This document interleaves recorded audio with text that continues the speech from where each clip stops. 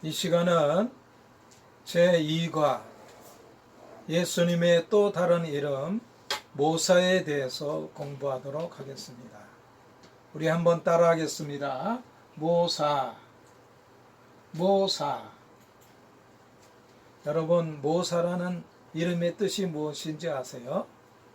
지난 시간에는 기묘자, 그런 예수님의 이름을 우리 공부했죠. 기묘자라는 이름은 놀라운 분이라는 뜻입니다. 모사라는 이름의 뜻은 무엇일까요? 모사라는 이름의 뜻은 상담자라는 뜻입니다. 예수님은 우리의 상담자 되세요. 여러분, 무슨 고민되고 또 생각해야 할 그러한 이제 일이 있으면 여러분 누구하고 대화를 해요? 엄마한테 얘기하겠죠. 또 선생님하고 의논하겠죠. 아빠한테도 또 얘기할 수 있을 거예요. 우리 선생님은, 아빠 엄마는 우리의 아주 귀한 상담자시죠. 그런데 우리 예수님은 아빠 엄마에게 또 선생님에게도 이야기하지 못할 그러한 이제 고민과 걱정이 있을 때 예수님은 우리에게 모사, 상담자가 되세요. 한 번은 예수님께 한 율법사가 찾아왔어요. 이 율법사는 예수님을 시험하기 위해서 예수님을 찾아왔어요. 나쁜 의도를 가지고 예수님 앞에 나왔죠. 그런데 이 율법사는 예수님을 시험하기 위해서도 예수님 앞에 나왔지만 율법사임에도 불구하고 이 율법사가 이제 예수님 앞에 물어볼 만큼 그 마음에 고민되는 한 가지 일이 있었어요. 그게 뭐냐 하면은 영생 구원에 대한 확신이 없었기 때문이죠.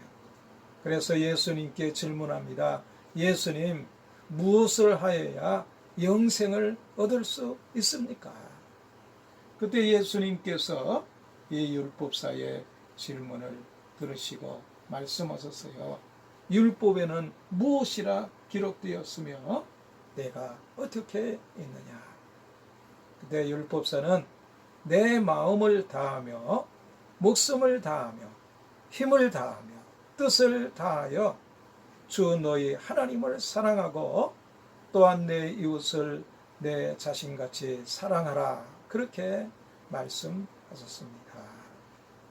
예수님께서는 이 율법사가 잘 대답하는 것을 보고 내 말이 옳도다. 그렇게 대답을 하셨어요. 이 율법사는 예수님께서 내 말이 옳도다 하는 그 말을 듣고 아주 자신만만해서 예수님, 그러면 내 이웃은 누구입니까? 예수님께서는 이 율법사의 말을 듣고 한 가지 이야기를 해 주셨어요. 어떤 사람이 예루살렘에서 여리고로 내려가다가 강도를 만났어요. 이 강도는 이 사람의 물건만 훔쳐간 것이 아니라 몸도 많이 때리고 옷도 벗겨가 버리고 말았어요.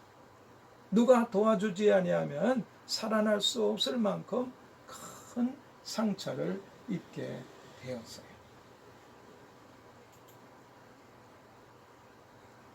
이 사람은 끙대면서 나 좀 살려주세요 하고 소리 질렀지만 누구도 이 강도 만난 사람을 도와줄 수가 없었어요.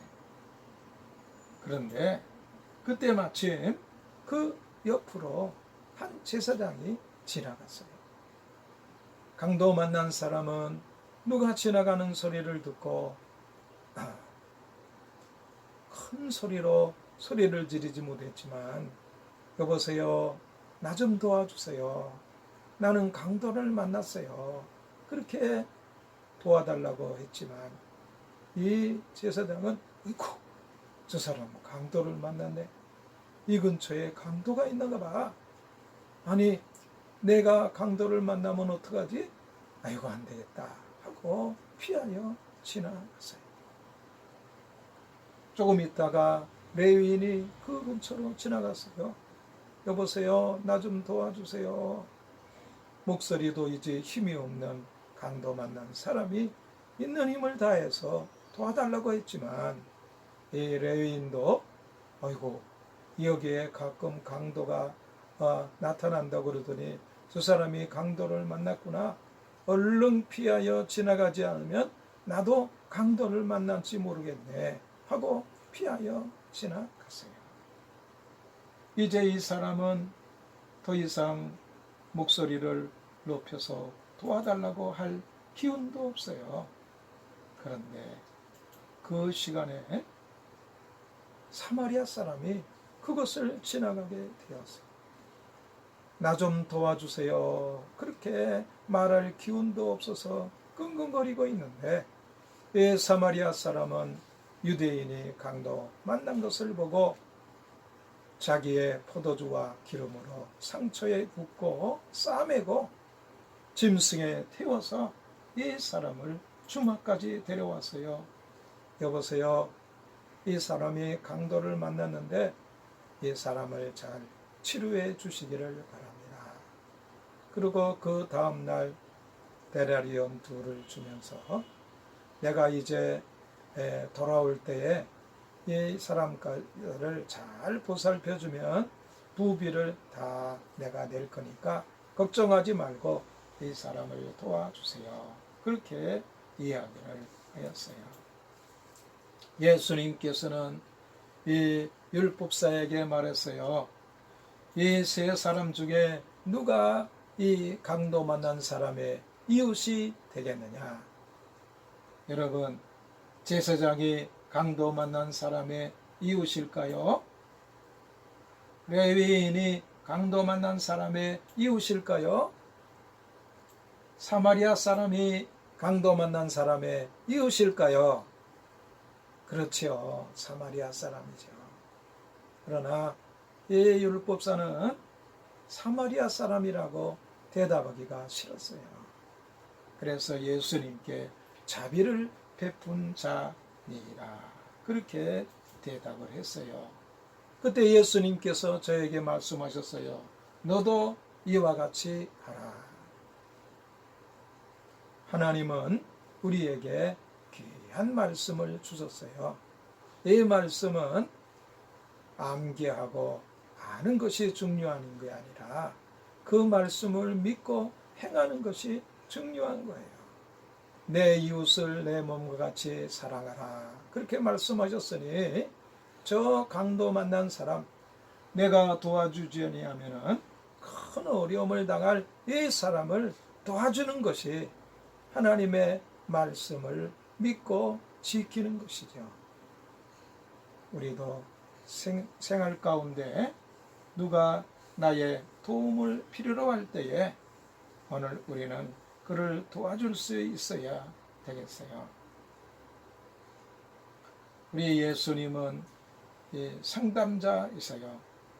우리를 이제 죄와 사망에서 구원하시기 위해서 십자가 위에서 달리신 예수님은 우리의 모든 죄값을 다 치르기 위해서 예수님은 이제 십자가 위에서 돌아가셨어요.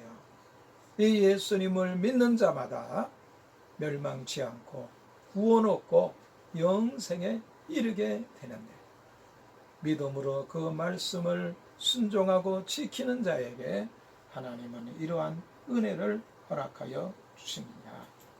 때로는 우리가 하나님의 말씀을 지키기 어려울 때도 있어요.